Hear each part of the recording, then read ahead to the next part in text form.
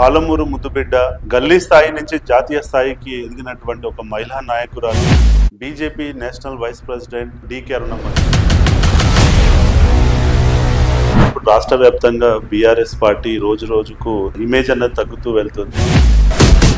మీ నియోజకవర్గం విషయానికి వచ్చేసరికి బీఆర్ఎస్ ఓటు అసలు ఎటువైపు వెళ్తుందని మీరు అనుకుంటున్నారు?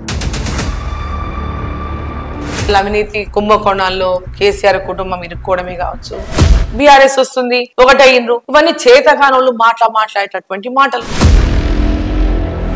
వాళ్ళ 6 గ్యారెంటీలు అమలు చేయలేక ప్రజల లోపల విశ్వాసం కోల్పోయి ప్రజల లోపల వ్యతిరేకతను మూట కట్టుకుంటున్నారు. పెద్ద మార్పు ఈ దేశంలో రాబోతుంది. నమస్తే మేడం. నమస్తే మా. ఇప్పుడు రాష్ట్ర వ్యాప్తంగా బీఆర్ఎస్ పార్టీ రోజు రోజుకు ఇమేజ్ అనేది తగ్గుతూ వెళ్తుంది. బీఆర్ఎస్ లో ఉన్నటువంటి ఓటర్లు ఇటు బీజేపీ వైపు, కొన్ని ప్రాంతాలలో కాంగ్రెస్ వైపు మొగ్గు చూపుతున్నటువంటి సందర్భాలను చూస్తున్నాం. మీ నియోజకవర్గం విషయానికి వచ్చేసరికి బీఆర్ఎస్ ఓటు అసలు ఎటువైపు వెళ్తుందని మీరు అనుకుంటున్నారు? ఇప్పుడు రాష్ట్రంలో ఒక విచిత్రమైన పరిస్థితి ఉన్నది. ఎందుకంటే మొన్నటిదాకా అధికారంలో ఉన్నటువంటి పార్టీ బీఆర్ఎస్ పార్టీ.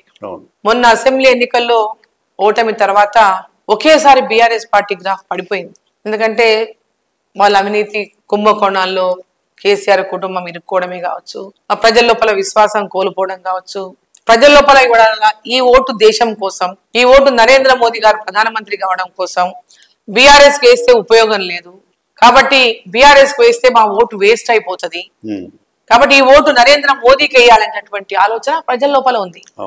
ప్రజల లోపల వచ్చినటువంటి ఆలోచన వీళ్ళేదో రాజకీయంగా రంగులు ఇంకా ప్రయత్నం చేస్తున్నారు. బీఆర్ఎస్ పార్టీ నాయకులను వాళ్ళు చేర్చుకుంటున్నారు కదా, మరి వాళ్ళు కుమ్ముక్క ఎలక్షన్ లో కొట్లాడినారా మొన్న? బీఆర్ఎస్ పార్టీలో ఇప్పుడు చేరింది ఎవరు? ఎక్కడ? కాంగ్రెస్ కి వెళ్తారు. ఎక్కడికి వెళ్ళారు అందరు? వాళ్ళు ఒకటా, మరి బీజేపీ బీఆర్ఎస్ ఒకటా? ఇక్కడే తేలిపోతుంది కదా.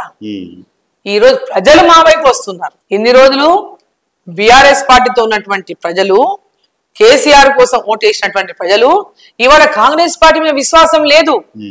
కాంగ్రెస్ పార్టీ మీద వాళ్ళు ఇచ్చిన 6 గ్యారెంటీల మీద విశ్వాసం లేదు. ఆ ప్రజలంతా భారతీయ జనతా పార్టీ వైపు, నరేంద్ర మోదీ గారు ప్రధానమంత్రి కావాలని చూస్తున్నారు. నరేంద్ర మోదీ గారు ప్రధానమంత్రిగా ఉండాలని ఆకాంక్షతోన భారతీయ జనతా పార్టీ వైపు వస్తున్నారు. బీఆర్ఎస్ వస్తుంది ఒకటైండ్రు, ఇవన్నీ చేతకానులు మాట్లాడేటటువంటి మాటలు.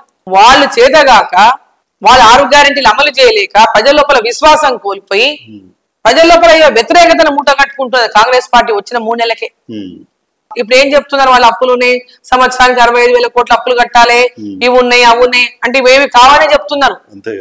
అన్ని మోసాలే చేస్తున్నారు.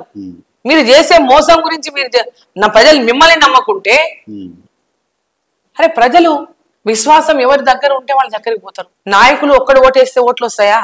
ఈ రోజు నాయకులు అధికార పార్టీ వైపు చూస్తారు. అధికారంలో ఉన్నది మీరు. నాయకులకు కాంట్రాక్టులు కావాలి, నాయకులకు పనులు కావాలి, బిల్లులు కావాలి, వాళ్ళంతా మీ దగ్గర ఉన్నారు. ఖమ్మంలో ఉన్నటువంటి పెద్ద నాయకుడు ఎవరు? మీ కాంట్రాక్టర్ కదా. మీరందరూ వచ్చిన ఎమ్మడే బిల్లులని మొత్తం రైతు బంధు ఇవ్వకుండా బిల్లులు మొత్తం ఆయనకే ఇస్తారు కదా. దగ్గర 7,000 కోట్లు మీ మంత్రికి ఇచ్చేస్తారు మొత్తం పాత బిల్లుల పేరు మీద. మరి రైతులకు రైతు బంధు ఇచ్చిండొచ్చు కదా.